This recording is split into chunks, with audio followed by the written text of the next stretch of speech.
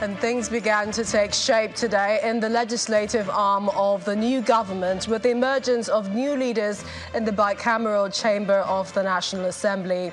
As early as 8 a.m. against the scheduled 10 a.m. seating, senators-elect and members-elect made their way to the complex to participate in the election for the offices of the Senate President and Deputy, as well as Speaker, House of Representatives and Deputy. While the Senate adopted the secret ballot system for the exercise, the Green Chamber chose their leaders by voice vote. In the end, APC Senator Godswill Akpabio was elected President of the Senate, beating Senator Abdulaziz Yari, while Tajuddin Abbas and Benjamin Kalu got elected as Speaker and Deputy. After being administered their oath, they did the same for their colleagues.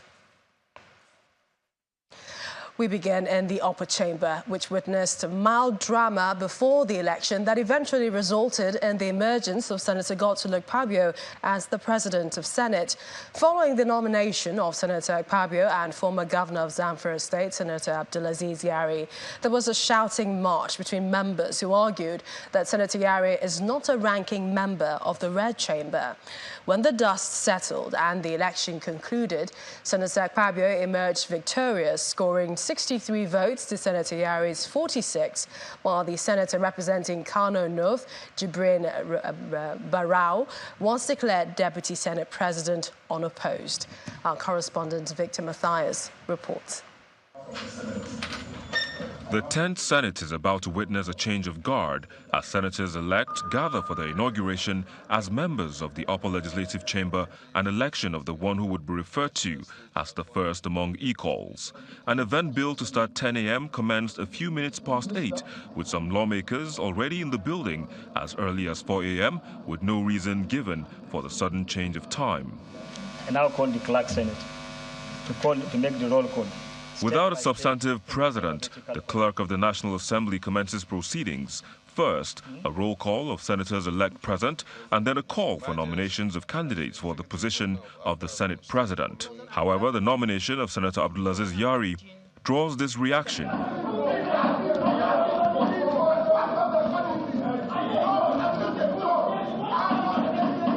This reaction is drawn as they claim that Senator Yari is not a ranking member of the Red Chamber. However, the clerk waves their protest aside and calls for voting. We'll start with Abia State. The senators-elect are then called on a state-by-state basis to cast their vote. Abubakar Abdulaziz Yari, Ibrahim Lamido. Followed by sorting, then counting, and declaration of result. Midway into counting, supporters of Senator Akpabio went into a frenzy, with some trooping to his seat to congratulate him.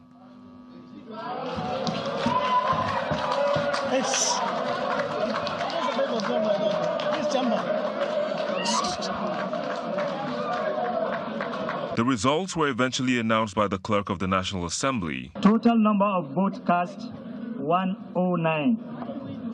Absent nil. Abstain nil. Abdulaziz Yari scored 46 votes.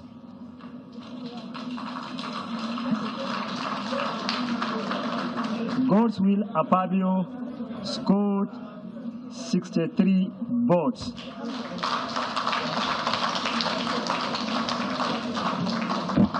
Therefore, Senator-elect Godswill Akpabio, who has received the highest number of votes, is hereby declared and returned President of the Senate.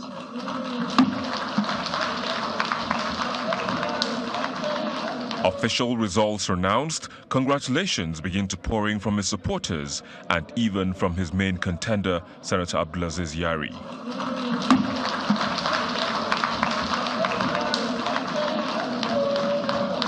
A swearing-in ceremony followed. That I will preserve, protect, and defend the Constitution of the Federal Republic of Nigeria. And defend the Constitution of the Federal Republic of Nigeria. And attention was turned to the position of the Deputy Senate President, where Senator Jibrin Barau from Kano North was returned unopposed. To the best of my ability, faithfully, in accordance with the Constitution of the Federal Republic of Nigeria. In accordance with the Constitution of the Federal Republic of Nigeria. The Senate President gives his inaugural speech, where he gave assurances to be a president for all and promised to work hand in hand with the executives for the betterment of the country.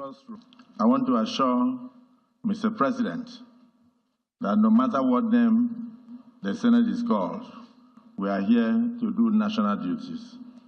This Senate is about Nigeria and Nigerians. And so long as the policies that come to these chambers concern the empowerment and upliftment of Nigerians, we shall dwell and deliberate and then have robust debate on them with public hearings. We will work closely with the executive arm of government whilst maintaining the normal independence of the legislature. Other members were also sworn in as senators and members of the 10th Assembly, with the plenary adjourned to June the 14th, 2023.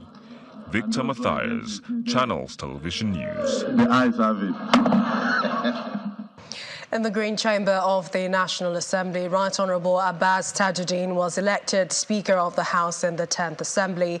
He beat the other two contestants, Aminu Jaji and the former Deputy Speaker Idris Wase, by landslide, 350 votes against Mr. Wase and Mr. Jaji, who scored 3 votes each. Honourable Benjamin Carlo, representing Bende Federal Constituency, Abia State, was also elected unopposed as Deputy Speaker.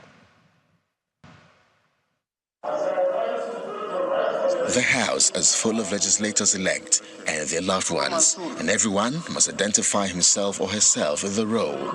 Member-elect Namchi Paul Sunday. Present. Member-elect Atu Chimaobi Sam. Present. I rise to present to you a man, like I said. After the roll call, nominations begin for the position of the Speaker. The first to be nominated is Mr. Abbas Tajuddin, who accepts the nomination. Right Honourable members, the CNA, distinguished ladies and gentlemen, I rise to humbly accept the nomination as led by Also nominated are the immediate past Deputy Speaker, Idris Wase and Aminu Jaji, who both accept the nominations. Time to vote. Every member rises to do so via a voice vote. I vote for a fellow Sokoto alumnus, TJ Abbas. And this is the first time this method of voting will be adopted since 1999. Amongst the voters is the Speaker of the 9th House of Representatives, who is expected to take up his appointment as the Chief of Staff to President Tinubu. I vote for Dr. Tajuddin Abbas. A total of 359 members-elect participated, and when it was over, the clerk declares the results. Member-elect Tajuddin Abbas, having scored the highest number of votes, is hereby declared the winner and returned elected as the Speaker of the House of Representatives.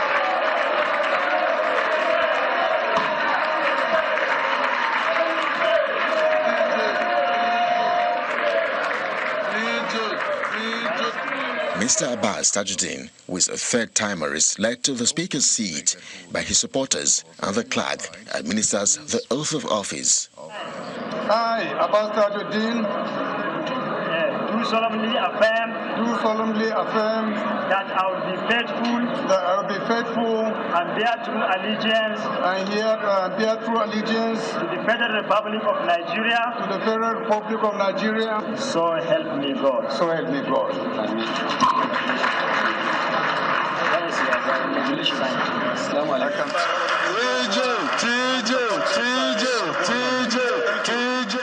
With that done, the clerk then calls for nominations for the position of Deputy Speaker, and Jimmy Benson from Lagos State nominates Benjamin Kalu, who accepts the nomination. Mr. Speaker, honorable colleagues, I'm from Abia State, and I rise to accept the nomination ably presented by Honorable Jimmy Benson and ably seconded by Honorable Khadija. I so accept. Is however returned unopposed, as no other nominations are made, and led by his supporters to take the oath of office. I, Benjamin Okezie Carlo. Do solemnly affirm that I will be faithful in accordance with the Constitution of the Federal Republic of Nigeria and the law. His address, the new speaker assured Nigerians that the House will work for the progress of the country. It's all about us coming together as a united house to serve the Nigerian people diligently. It is about honoring the trust that has been placed on us and working tirelessly to deliver on our promises of good governance and effective representation. Honorable colleagues, under my watch, the 10th House shall sustain and even surpass the gains of the 9th Assembly. That's my prayer. We shall carry out the task before us jointly. We shall introduce reforms and innovations for the benefit of Nigerians.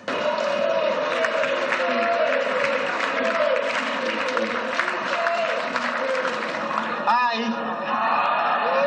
do solemnly swear. After taking his oath of office, a total of 3, the Speaker administers the oath of office to the 359 elected members of the House of Representatives in the 10th National Assembly. Expecting a lot of goodies and... In part 2 after the break, and today's inauguration of the 10th National Assembly, we'll be discussing the shape of the new legislature. Plus, the President congratulates the new leadership of the National Assembly as he meets with the President of Senate and House Speaker at the State House. That's in a moment. Please stay with us.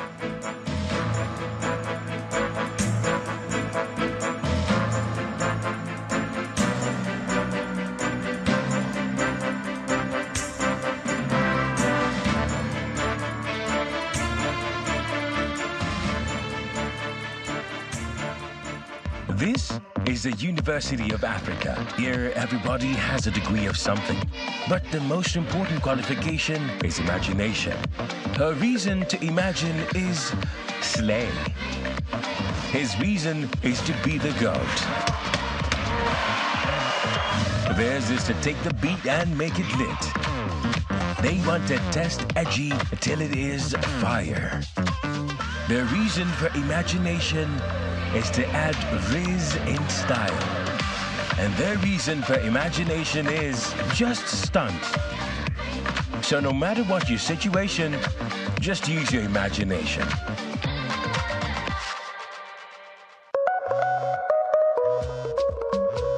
When malaria won't show power for your side, it gon' knock you down. I'm a damn soft gel. Are you are? Like I tell you no say. Malaria, my lesson, we don't get bad days. Oh, bad days for mouth. And it's easy to swallow. Try.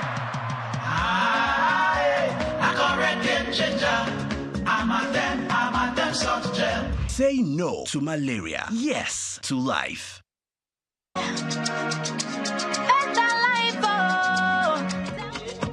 That's right. You too could be one of the 20 Zenith Bank customers that will win 150,000 Naira every 2 weeks from June 1st, 2023 until May 31st, 2024 in the Zenith Better Life Promo 3.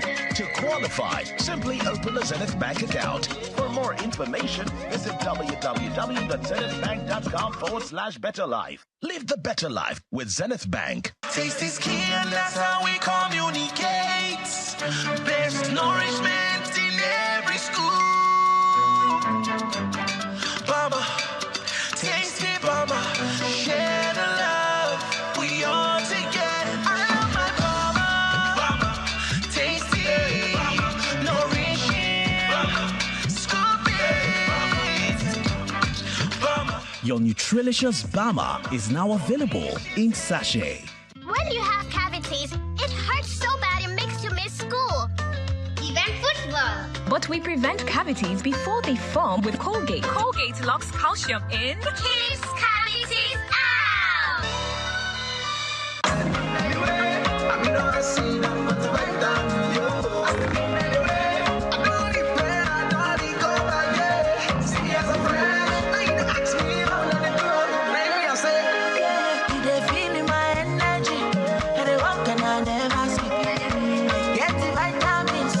So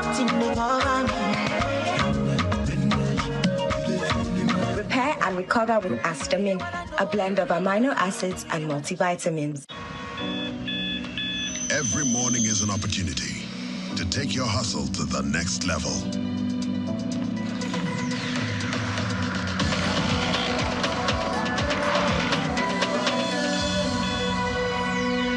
Every morning is one day closer to your ambition. So, make every morning count. Cup after cup, morning after morning. Start strong, finish strong. Nescafe.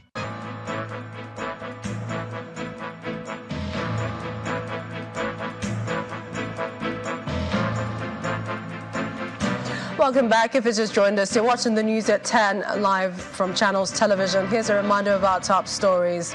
Tussle over the leadership of the 10th National Assembly comes to an end. Senator Godswill Akpabio emerges President of the Senate as Abbas Tajuddin takes over as Speaker, House of Representatives. Newly inaugurated lawmakers bear their minds on what to expect from the 10th National Assembly. House Speaker Tajuddin vows he and his colleagues will not be rubber-stamped to anyone. Presidential candidate of the PDP moves to subpoena INEC Chairman Professor Mahmood Yakubu and the Commission Secretary to testify in the Election Tribunal.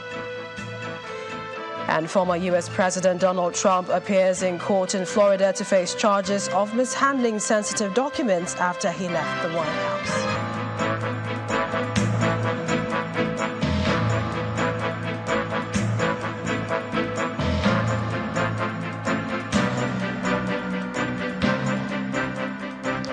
With the tussle over the leadership of the 10th National Assembly now behind them, the federal lawmakers appear set for the task ahead, hoping for a good working relationship with the executive arm.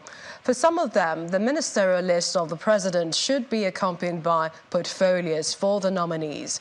Our correspondent Terry Kumi reports on what the newly inaugurated lawmakers say they intend to focus on. Those in favor of the motion. One of the persistent criticisms that trailed the 9th Assembly is that federal lawmakers failed to assert their independence from the presidency, particularly in the area of scrutinizing loan requests. However, some of the senators say this will not happen in the 10th Assembly. Enough time will be given to oversight function to follow what the executive is doing. So we are going to follow them bumper by bumper to make sure that the funds allocated, approved by us, allocated and released are properly managed. You've heard from the Senate President that he will maintain the independence of the Senate, and I believe that he will do so. But what matters is that those things that needs to be done for Nigerians are done seamlessly. In the lower chamber, after a record-breaking victory for Honorable Abbas Tajuddin, the Speaker of the 9th House and governors present state their expectations of the 10th House of Representatives. Some work is unfinished.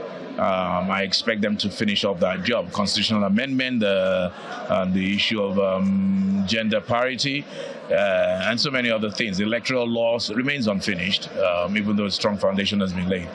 We understand that the 9th Assembly was one of the biggest in terms of the bills and everything.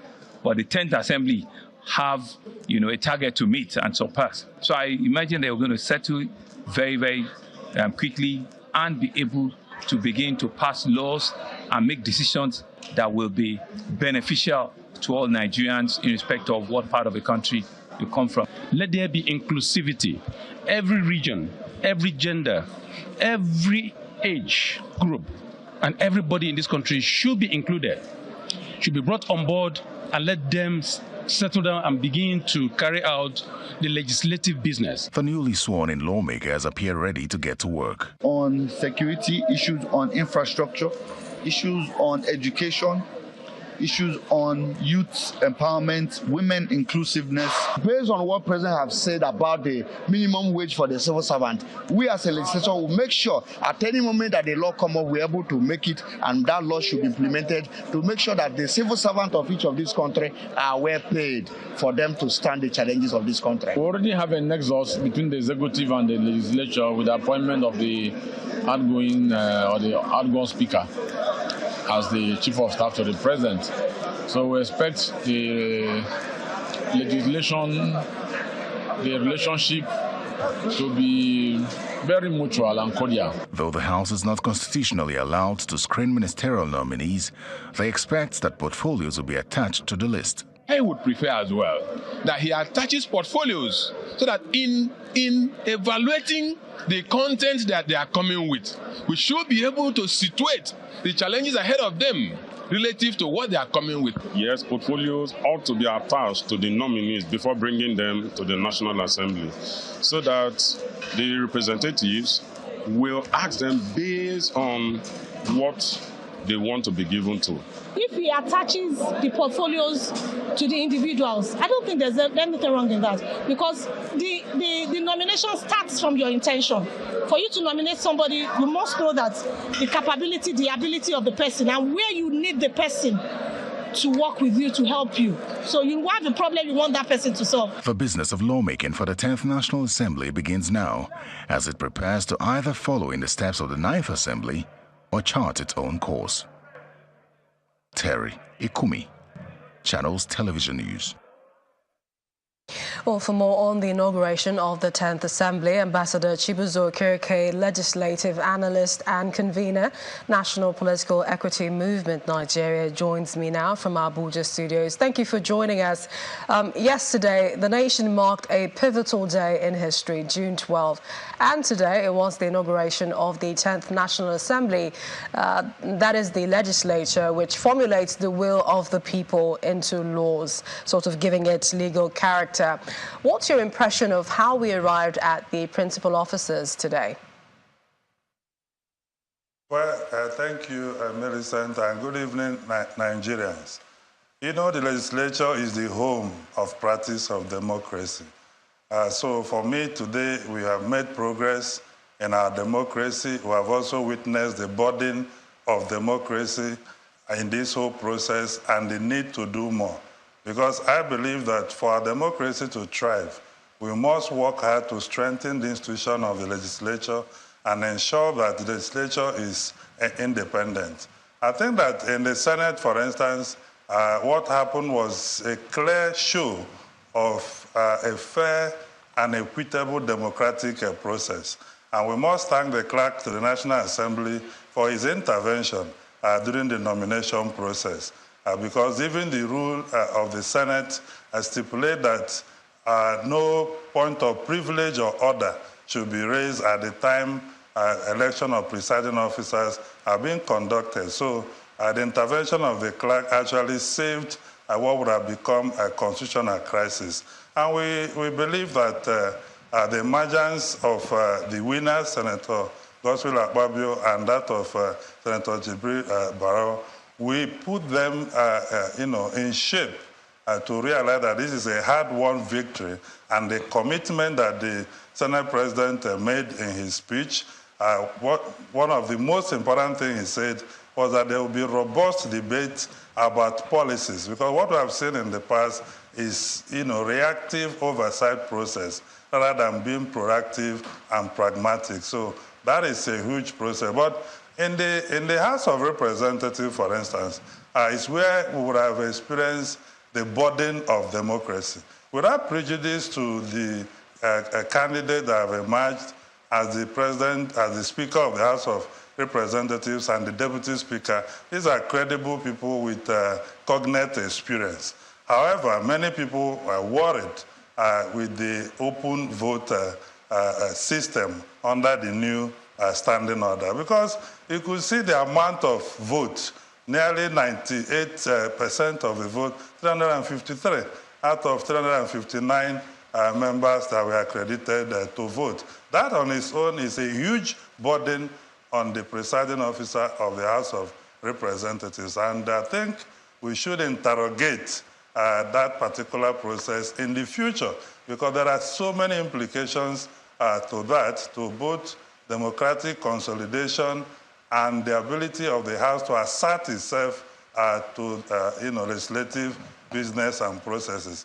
You may have a situation where in the 11th Assembly, rather than rally your colleagues to vote for you, you focus on endorsement of the executive or other people. And the collapse of the opposition structure in the House of Representatives, was quite shocking. And this also goes to tell us about the political party system, management and administration, an issue of ideology, in the country. But beside that, it was a welcome development that the three arms of government are now properly constituted to transact the business of government for the good of the Nigerian people. Ambassador, what is wrong with being transparent? Because you did mention that in some of what you said regarding the House of Representatives. And also on that question, how can Nigerians keep them accountable? Briefly.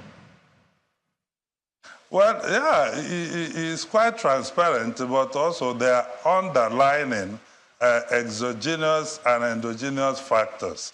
Because our political climate is different, though the legislature has the power of the purse, but the executive is actually the authentic holder of the power of the purse. And of course, the National Assembly can only call the executive to account. They cannot hold them to account as the Constitution is currently framed.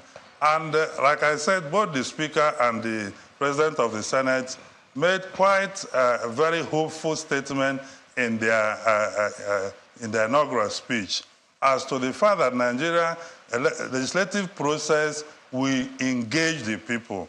Public hearings will be held on key policy proposals of government. And then the people must organize to take advantage and hold the leadership of the 10th Assembly to this promise of public engagement, public hearing, scrutinizing all bills clause by clause. Like one of the senators said, I think Senator Adeola, during the valedictory section, a situation where bills are passed without key every clause of it being verified by the Assembly. Even the Senate, 9th Assembly President of the Senate mentioned the fact that bills can no longer be passed without being circulated to all members to look at it. That should not continue, and the 10th Assembly is expected to do this for the Nigerian people. We will look to what indeed they hold in store for Nigerians. We'd like to thank you, Ambassador Chibuzo Okereke, legislative analyst. Thanks for joining us on the News at 10. In the meantime, the President is pledging his commitment to work transparently with the 10th National Assembly. President Bola Tinubu made the pledge in a statement to congratulate the emergence of Senator Godswill Akpabio as President of Senate and Honorable Abbas Tajuddin as Speaker, House of Representatives. Both men later visited the President at the State House. Our State House correspondent, Gloria Mezuke, gives a report of the President's activities today.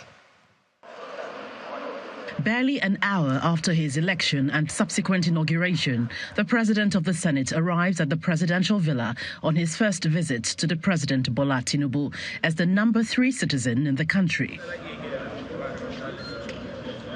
Similarly, the new Speaker of the House of Representatives, Honorable Abbas Tajuddin, visited President Tinubu, asserting that the 10th Assembly would not be a rubber stamp of the executive. If they felt that we are going to be rubber stamps, do you think they will elect us? No. They believe that we will safeguard the sanctity of the National Assembly, the legislature. We will always separate our independence, and will relate and be able to harmonize with the executive where necessary, but where there is a conflict of interest, where we feel that the executive is or wants to do something that is not against, is not in the interest of the public, they know that we'll stand up against that. In a statement issued after the meetings, President Tinubu hailed their emergence while underlining his willingness to work with them. According to a statement issued, the President says, "In the course of our work together, disagreements may occur. When we disagree, it will not be out of malice, ill will, and quest to diminish the institution of the National Assembly or any individual member. As your President, I am prepared to transparently work with the National Assembly." Earlier, President Tinubu met with former President Goodluck Jonathan, who doubles as head of the ECOWAS mediation team to Mali, the first interaction he would have as president with one of his predecessors. I came to brief the president about some continental and subcontinental bodies. You know, I'm the ECOWAS mediator for Mali, and I'm the chair of the West African Elders Forum. So there are certain issues bordering on the continent and the sub-region that I discuss with various presidents. Hours after signing the students' loan bill into law, President Buhari received members of the National Association of Nigerian Students, led by their president. They began by chanting solidarity songs. Solidarity forever. If we all believe that education is the greatest weapon against poverty, then we have to invest in it. And that poverty should not prevent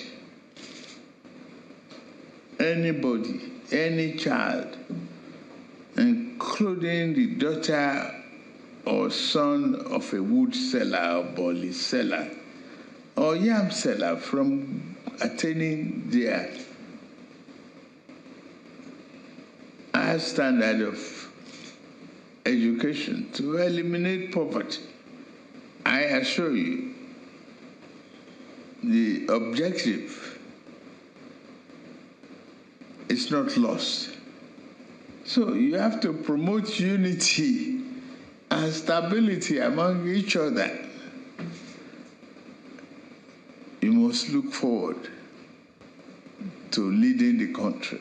The optimistic group made a request to the president. As we have removed the subsidy, we are pleading that buses should be given to most of the higher institutions, if not all, to help us subsidize the transport system of the universities. Nigeria must be great. The president may have received some accolades over his assent of the students' loan bill, but there's still challenges of access and equity gaps in the tertiary education system that Nigerians are hoping would be urgently addressed in the Tinubu-led administration.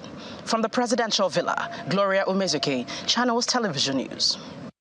We're off to Abuja studios for more stories. Here's Linda Akiwe standing by. Hi, Linda.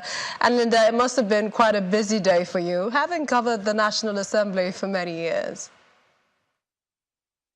It was really a busy day for us here in Abuja with the elections. But away from the legislature and the executive, scores of people are reported to have drowned after a boat conveying no fewer than 100 persons, including the father and his 4 children, capsized at Ebu village in Patigi local government area of Kwara State. About 50 bodies are said to have been recovered from the river. The traditional ruler of Patigi, Alhaji Ibrahim Bologi II, told Channels Television that the boat was overpowered by the river waves, leading to the boat's capsizing. He added that about 3 of the victims are returning from a marriage ceremony when the sad incident occurred around 3 o'clock on Monday morning.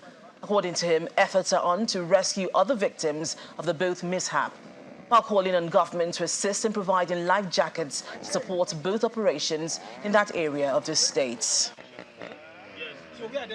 To legal matters, the lead counsel to the presidential candidate of the People's Democratic Party, PDP, Mr. Chris Uche, says he has subpoenaed the chairman of the Independent National Electoral Commission, INEC, Professor Mahmood Yakubu, and some national commissioners to come and testify in the ongoing presidential election tribunal in Abuja. The Atiku's legal team has so far invited 20 witnesses, including one star witness who served as the national coordinator of the PDP's election situation room. Meanwhile, the presidential candidate of a Labour Party has tendered copies of results from INEC results viewing portal IREV as additional evidence to prove his case. The legal team of the presidential candidate of the People's Democratic Party commenced today's proceedings at the Presidential Election Petition Court with the call of its first star witness. The witness told the court that he was the national coordinator of the PDP's election situation room during the February presidential polls. The star witness deposed to a statement on oath and tendered additional evidence, including copies of results from the INEC election results viewing portal, IREV, and 3 copies of video recordings, which the court adopted. However, the lead counsel to Mr. Abubakar told the court that he has also subpoenaed the chairman of the Independent National Electoral Commission, INEC, to testify in the open court. We called our star witness who gave very robust evidence. And you see, in the course of his evidence, he also tendered those video clips, very important video clips, showing the INEC chairman making the commitment to Nigerians for that real-time transmission of the results. So when we now mentioned that we had subpoenaed the INEC chairman, you can see that there are some documents we tendered and they objected to. But now we are also subpoenaing them to come by themselves and produce those documents. Those documents, let them produce them themselves so that we'll know whether they will object or not object to the ones they will produce by themselves. Also on the court schedule for the day is the case of Mr. Peter Obi of the Labour Party versus INEC and Senator Bola Tinubu and his running mate Kashim Shettima. The petitioner tenders additional documents from INEC as evidence. The documents include forms EC40PU, where information on polling unit cancellations are recorded, as well as copies of results on the INEC results viewing portal, IREV. The court has now adjourned the hearing in the 2 cases to Wednesday, June the 14th, when the petitioners are expected to tender further evidence and call more witnesses to prove their cases. More on the election tribunal, this time in Lagos, where the governorship candidate of a Labour Party in the March 18 election, Gbadebo Rhodes Viver, has presented over 20,000 documents before the Lagos State Governorship Election Petition Tribunal.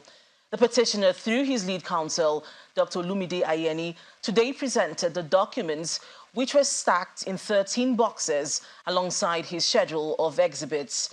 The tribunal subsequently directed the petitioner to allow all the respondents access to the documents. The respondents are to examine the documents today, and the examination ends tomorrow. The tribunal also adjourned till tomorrow for the petitioner to call his first witness in the proof of his petition.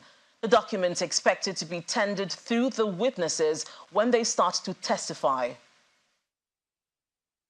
And staying with the judiciary, the Federal High Court sitting in Lagos has directed that criminal summons be issued on Senator Ifeanyi Ubah and his company Capital Oil and Gas Limited. Justice Nicholas Uwebo gave this directive in the criminal prosecution of the senator by the federal government of Nigeria on an 8-count charge bordering on his alleged indebtedness to Asset Management Corporation of Nigeria, AMCON. During today's proceedings, the prosecutor, Mr. Tunde Lawal, of a law firm of Kunle Adegoke & Co., informed the court that the defendants had been served with the amended charge and hearing notice of today's date.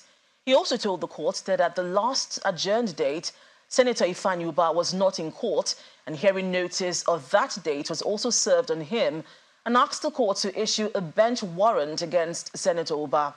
The counsel to the defendants, Mrs. Ifoma Esum, informed the court that the matter was for report of settlement, and they were just informed this morning that the settlement had failed, and it was on the basis of state settlement that the first defendant was not in court.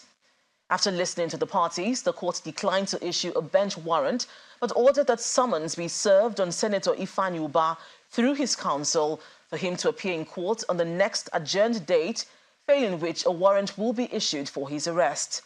Justice Uwebo thereafter adjourned the matter to October 18th for the arraignment of Senator Ubah. The Nigerian Bar Association, NBA, is asking the president to immediately deploy measures that will address the difficulties associated with the withdrawal of fuel subsidy. In a congratulatory message written by the NBA president, a senior advocate of Nigeria, Yakubu Mekiel, to President Bola Tinubu, the NBA described the removal of fuel subsidy as a step in the right direction. He, however, noted that with the level of infrastructural deficit in many respects and the reliance on petroleum products as a primary source of power for most businesses, there is an urgent need to put in place policies that will help cushion the effects of this decision. The NBA promised to hold the president accountable for his assurance that his government will repay Nigerians through massive investment in transportation, infrastructure, education, regular power supply, healthcare, and other public utilities. On the issue of security, the NBA urged the president to declare a state of emergency to deal with the challenges if the nation is to make any meaningful progress. Away from the judiciary, $11 billion is to be expected to be added to Nigeria's revenue earnings with the establishment of the Belamar Sweet Port Terminal in Rivers State. Now, this is according to the founder and president of Belamar Oil Producing Limited, Mr. Jack Rich. He stated this today as he received his license from the Nigerian Midstream and Downstream Petroleum Regulatory Authority to establish the Belamar Sweet Export Terminal, Africa's first hybrid crude oil export terminal, located in Kula, Akukutoru local government area of Rivers State. Years of negotiations have culminated in this meeting in Abuja, where finally the Nigerian Midstream and Downstream Petroleum Regulatory Authority is given the license for the establishment of the Belamar Sweet Export Terminal to the company's president, Mr. Jack Rich. Seated here are stakeholders involved in these negotiations, and as stated by the chief executive of the authority, celebrations are in order as this license is among the first set of licenses to establish such terminals authorized by the authority. Subsequent to these licenses, terminal establishment notice are to be published in the Federal Government Gazette, which will make it a legal process. As the authority chief executive signs the license, making it a legal tender, he hands it over to the president of Belamar Oil Producing Limited, Mr. Jack Rich, who breaks down the impact this export terminal will have on Nigeria's economy. This license awarded to Belamar Sweet Export Terminal that is sited in Kula goes a long way to show that Nigerians are investing in Nigeria. And this also goes to show that you, the foreign investor, that is still seated on the fence, you got to come on board. Activists from the Kula community are keen on the impact this terminal will have on the community, especially when it comes to job creation. This terminal, the joy of it is that it's one of us that is putting this terminal in place. And that the president, in just 2 weeks, after many years of presentation, many years of trying to make this come to a reality, in just 2 weeks, the president has given approval. Mr. Jack Rich is aware of the responsibility ahead of him and speaks about plans to ensure the terminal meets international standards. We've been going through a lot in producing crude and getting our crude, reportedly stolen. We don't even know who stole our crude. We lost about 6 million barrels of crude that is worth over nearly $700 million in a couple of years.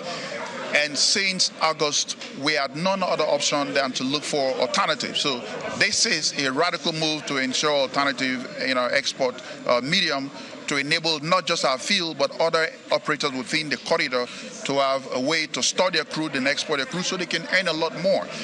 Belamar Sweet Export Terminal, located in Kula, which has 6 oil mining leases, will provide an alternative route for crude oil exports after a full-year shutdown of the transnational pipeline, which delivers crude oil for export to the Bonny terminal, thanks to the activities of criminals.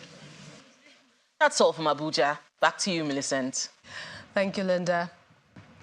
A Nigerian chef, Hilda Bassi, has finally been officially confirmed the record holder for the longest cooking marathon by an individual by the Guinness World Record a month after she completed the task.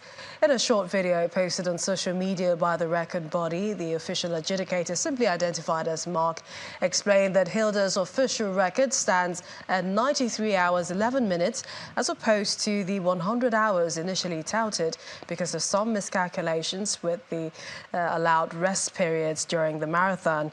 Her new record is, however, sufficient to beat the previous, which was at 87 hours 45 minutes set by Indian chef Lata Tondon in 2019. Time now for business news. Here's Melinda Akilami.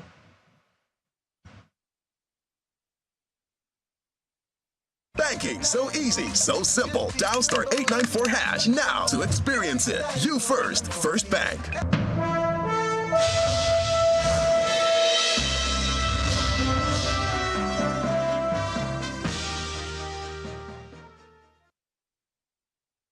Welcome to Business News. The Center for the Promotion of Private Enterprise, CPPE, has suggested that the Nigerian National Petroleum Company Limited adjust its pump price as the rise in the price of petrol continues to push up the cost of food items and services. The Chief Executive Officer of the Center, Dr. Muda Yusuf, says the company may consider selling at a price like 10% less than other private marketers. He adds that the government should immediately entrench competition in the importation and refining of petroleum products to put an end to the current monopoly structure of supply in the country. Mr. Gima Wake, an aviation industry executive, has resigned from his position as board chairman of Ethiopian Airlines. His resignation comes amid the outrage over the inauguration of Nigeria Air, few days to the end of the former President Buhari's administration. Mr. Wake confirmed that he was no longer serving in the role, but refused to elaborate on the circumstances surrounding his exit from the company. Federal authorities are also keeping mum on his resignation. Ethiopian Airlines owns a 49% equity stake in Nigeria Air. Apple Watch has now been labeled the fourth best-selling product of Apple. That's behind the iPhone, iPad, and AirPods. According to data analyzed at the watch faces, its annual sales hit 53.9 million in 2022, surpassing the 50 million mark for the very first time. Also in 2022, Apple accounted for 34.1% of all smartwatch shipments and 60% of the revenue for the entire market globally. Since its release in 2015, the total number of Apple Watch sales has reached 229.3 million. The domestic equities market surged to its highest level since July 2008 on the first trading day following the suspension of Godwin Emefiele as the governor of the Central Bank of Nigeria by President Bola Tinubu. Now, some market analysts believe that the surge may be linked with investor optimism that the suspension signals the start of the monetary policy reforms. Willie Bong tells us more.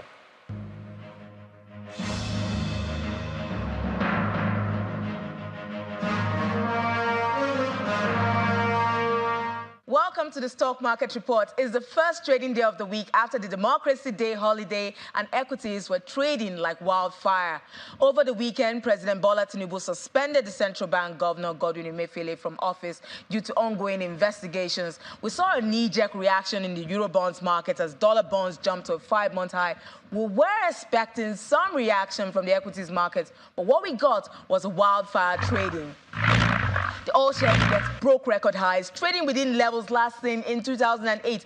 The oil share index rose by 3.99% to settle at 58,163 points. And the market cap increased by about 1.2 trillion naira to settle at 31.67 trillion naira. And that's the second time in about 2 weeks. The banking index led the rally, bringing on their hay game, eating over 8.7%. And that will follow closely by the consumer goods, which was up 3.36%. Oil and gas not doing badly as well. Access Holdings gained over 10% today. It closed at 14.30 kobo. Massive gain for that stock price. GTCO also hitting the 30 naira level, and Lasaco followed with a 10% rise as well. Let's look at the activity chart. Elevated levels today for all. Volume, value, and deals. We saw 1.18 billion units of shares traded, valued at 19.2 billion naira, and all transacted in over 10,000 deals. 2 weeks ago, we had the pronouncement rally, as one of our analysts put it. This week, we'll leave it to you to tag it. And that's the Stock Market Report. I'm Will Ibang. Let's hope that Green Day moves into tomorrow. But let's see how major global stock markets performed on Tuesday.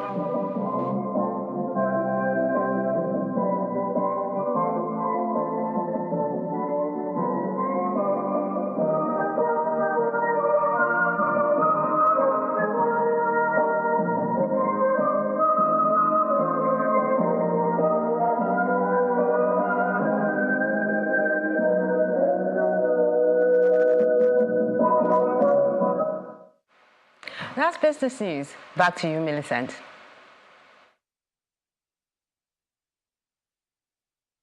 Banking so easy, so simple. Dial star 894 hash now to experience it. You first, First Bank.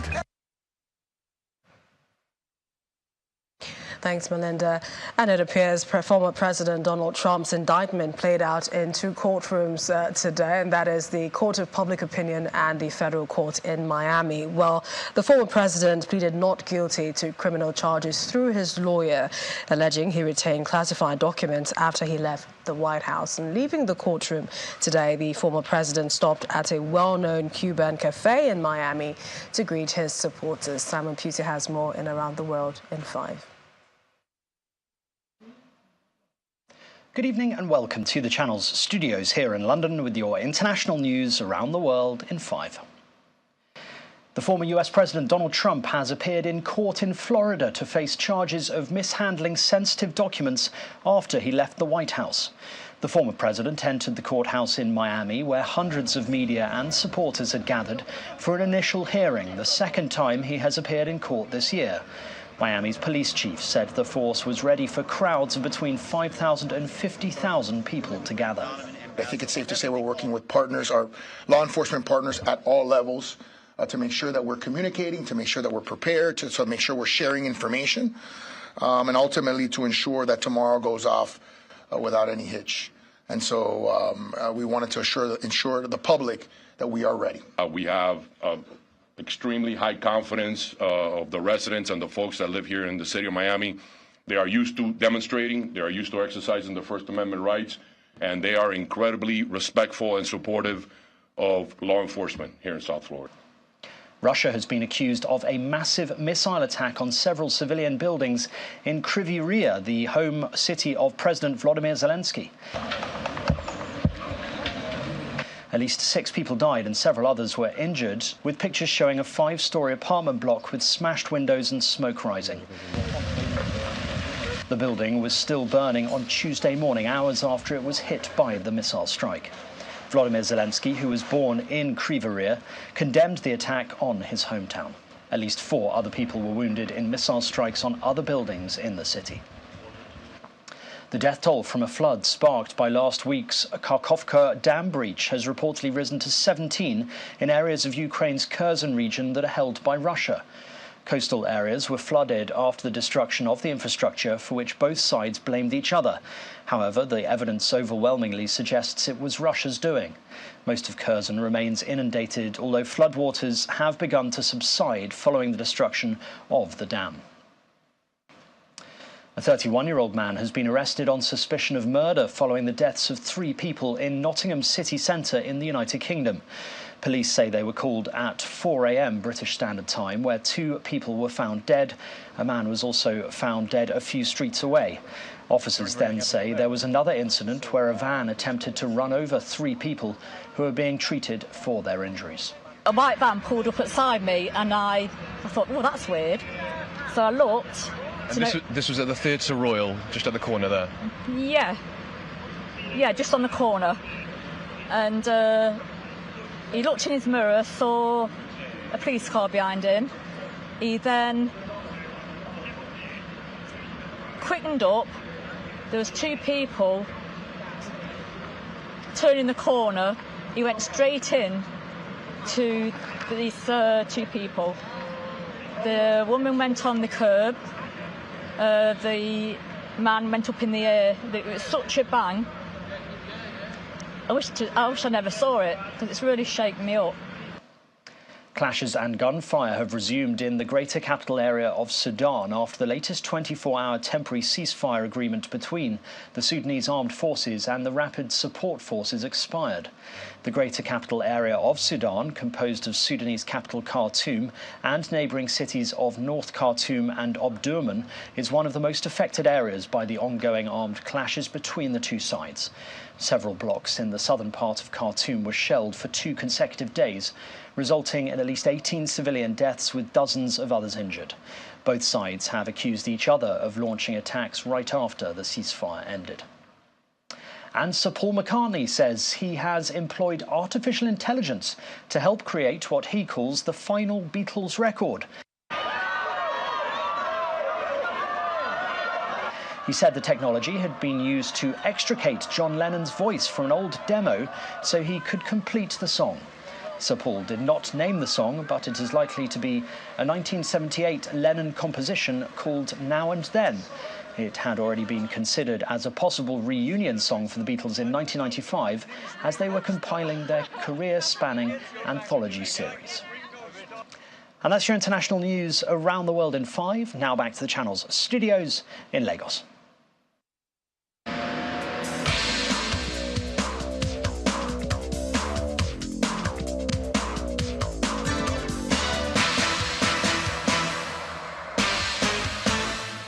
Thanks, Simon, and let's get straight to sports. The new financial distribution model for FIFA Women's World Cup is being described by the president of the Nigerian Football Federation, Ibrahim Gusau, as a welcome development for women's football. FIFA recently announced that every participating team will receive record money at every stage of the tournament, which means that the Super Falcons will receive $30,000 each in the group stage. And more stories now. It's all joy in the streets of Denver as fans celebrate after Nikola Jokic powered the Denver Nuggets to a 94-89 win over the Miami Heat and their first NBA title. Fans lucky enough to be inside the Roncos Ball Arena cheered wildly as Jokic was named final MVP, and the Nuggets ended a 47-year championship wait by taking the best-of-7 series 4-1.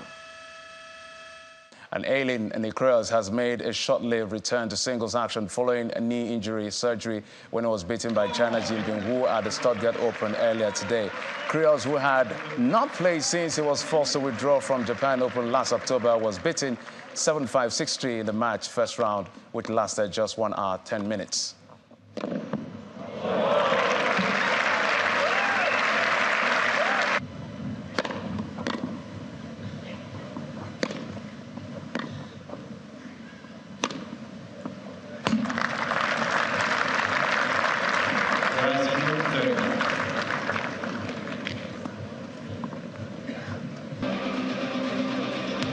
Time.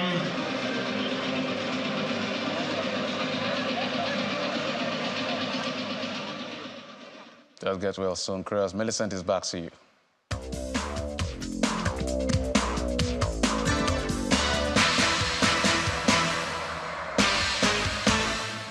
Thanks, Jeffrey. And the main news again. After weeks of horse trading, the tussle over the leadership of the 10th National Assembly finally came to an end today as Senator Godswill Akpabio emerged president of the Senate, just as Abbas Tajuddin took over as Speaker, House of Representatives.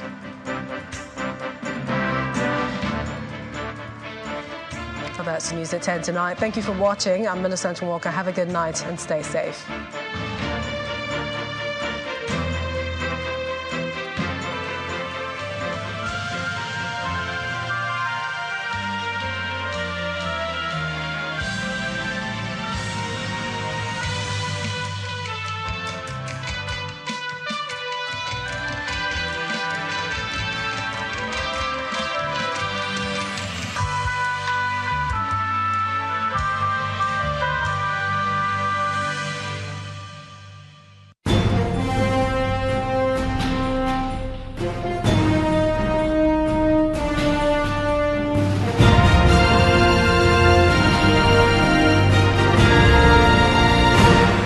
Hello and welcome to Political Paradigm. I'm Terry Kum.